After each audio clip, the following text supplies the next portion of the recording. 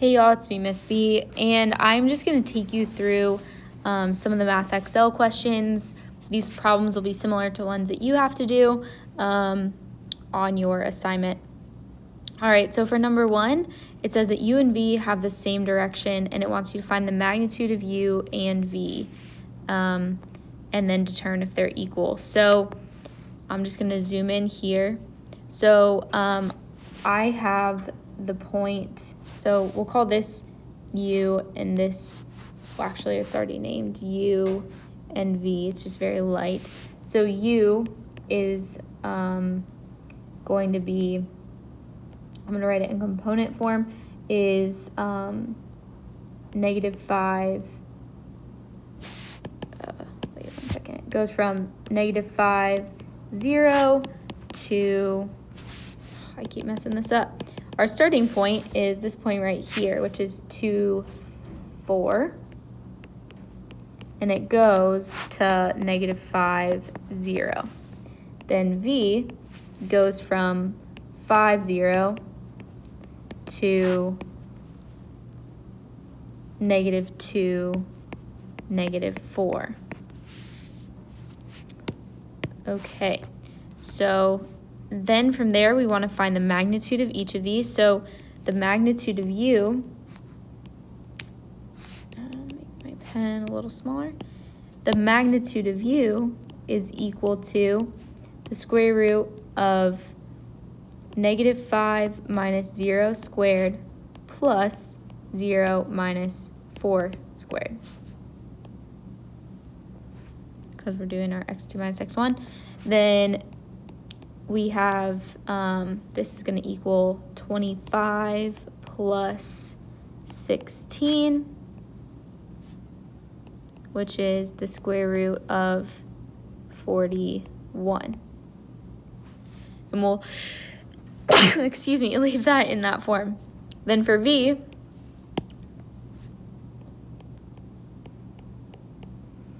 we'll do the square root of -2 minus 5. Oh, you know what? I think I messed up my value here on this one. So I put 0 when I should have put 2, -5 minus 2.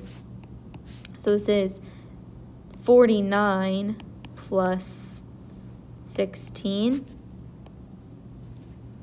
And that gives me the square root of 65. Again, we'll leave that. So then for the magnitude of V, square root of -2 minus 5 squared plus -4 minus 0 squared.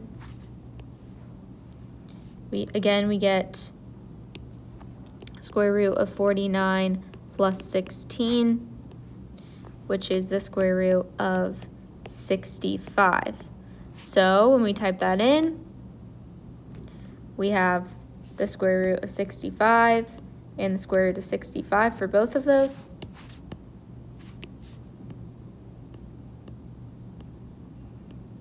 And it says that they have the same direction, so yes, these two things are equal.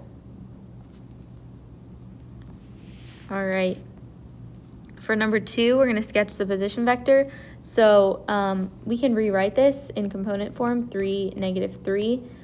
It should start at the origin. Each of these starts at the origin, and then 3, -3, A is actually the correct answer. I was just using it as my example. So there's that there. Let me draw that out. So here's 1, 2, 3, and then -3 is down 3, and so that's how we end up with this vector as our answer. To find the magnitude, we're going to take the square root of 3 squared plus -3 squared. So we get the square root of 18. And we'll leave our answer like that. All right, next up, says sketch the vector is a position vector and find its magnitude. This one is similar to number 2. This one we have -6, 0 as that position vector. So we need to make sure it starts at the origin. So A and D are wrong because of that. And so then the -6, 0 would be C. If we do the square root of -6 squared plus 0 squared, we end up with just +6, which is our magnitude, which makes sense because it does have a length of 6. Oh, I filled in. Yeah, that's right. Never mind. All right, V minus U, number 4. What we're going to do is take V, -3I plus 3J, subtract U, which is 8I minus 4J, and then we combine like terms. -3 minus 8 is -11I, and 3 plus minus -4 is plus 7J.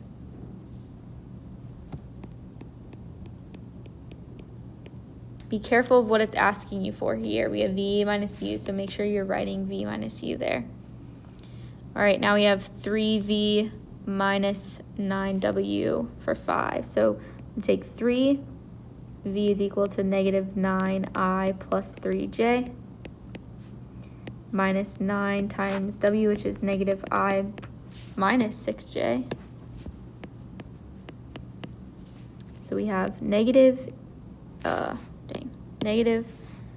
27I plus 9J plus 9I minus 54J. -27 plus 9 is -18I. And 9 minus 54 gives me 45J. So we have -18I plus 45J for that answer.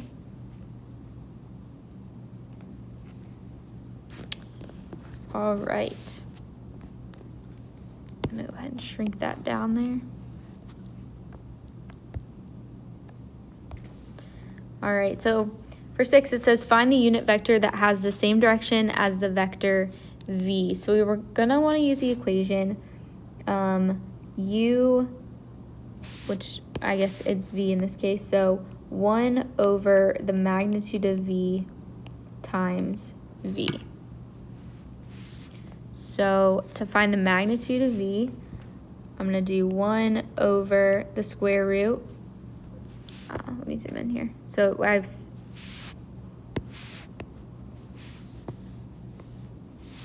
I'm going to have 1 over the square root of 0 squared plus -6 squared.